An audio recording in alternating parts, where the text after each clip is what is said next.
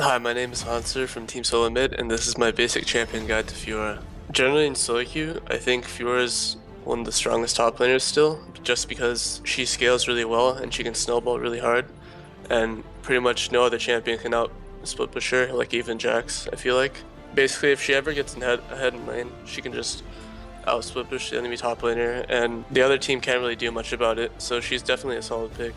So the way you play lane, or play Fiora in lane, is pretty much try to poke with your passive and Q as much as you can, and just make sure you can't get all in, and try to parry whatever engage that they have so you can get the stun off and like out trade your opponent. Usually you can't really do much unless you have items as Fiora, because she's like an item dependent champion. So once you get like Tiamat, I think you can win most matchups at that point, because it just gives her a lot of wave clear, and like an auto attack reset, it's just extra damage. So try to play safe early and then farm till late game, because nothing can beat you late game. Team fighting as Fiora is actually really interesting, because you can't just go all in on AD carry and like try to parry whatever CC they have at you. If they have a lot of CC on their team, you generally have to just be wary and wait till they actually use it on something else, and then try to flank the backline. And usually as Fiora, if you're fed or even like just decently farmed, you can easily like duel all of the backline at once. Basically your main goal is to try to ulti the carry and then proc it as many times as you can and parry any CC that comes your way. And if you get parried, or if you get CC'd by like a long range CC, you can parry it towards like another champion. It'll stun that champion too, so like you can use their CC to your advantage and like outplay a lot of situations in team fights.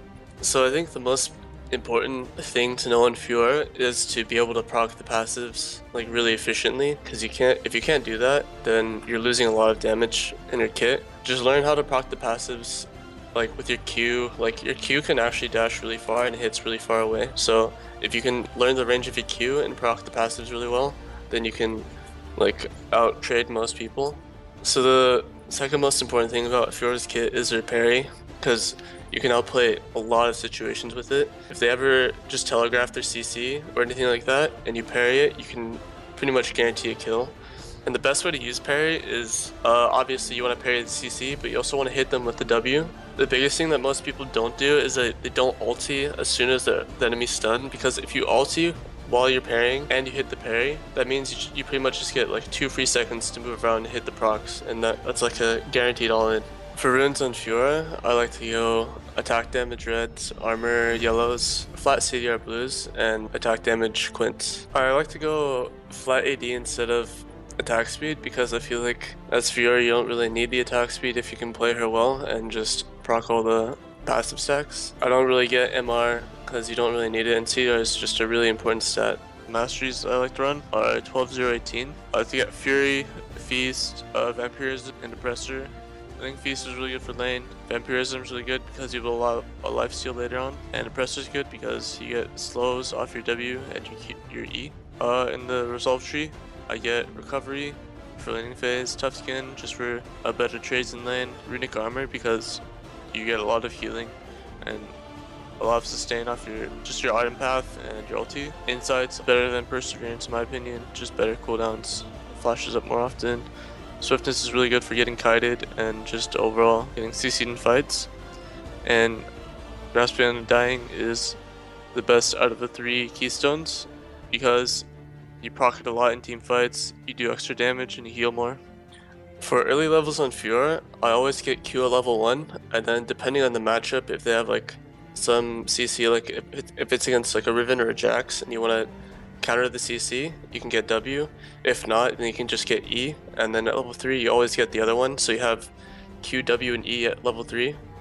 And then generally on Fiora you always want to max Q first, and then E second, and then your ulti, and then W last, because Q and E are your best damage abilities, and W is more like a utility, and the leveling it up doesn't really help it much, so Q and E are just a lot better. For starting items on Fiora, it really depends on the matchup. If you feel like you're going to be trading a lot and can't win early game, then going Corrupting Potion is really good right now, because you just have a lot of sustain and you can poke for free with the passive procs.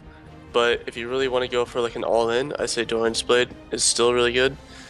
So those are good for early game, and then later game, you always want to go for a Tiamat and into a Ravenous Hydra because Fiora has no inherent wave clear in her kit, so getting that item will help her farm and just push waves a lot faster.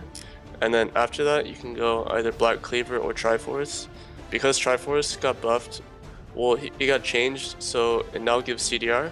It's actually really good on Fiora because CDR is a really important stat. Black Cleaver is like a more solid build, it makes you more tanky, and it also got buffed with more damage, so it's not bad either, but Triforce is like more bursty. And then after that, you can get a BT if you're feeling you can snowball really hard, or like a GA or a Maw. Those are all really good items. And for boots, I think Merc Treads are really solid. This new CDR boots are really good too, and Ninja Tabi is really good if you're against an 80 heavy team. Thanks for watching. Make sure to check out my other videos at lolclass.com.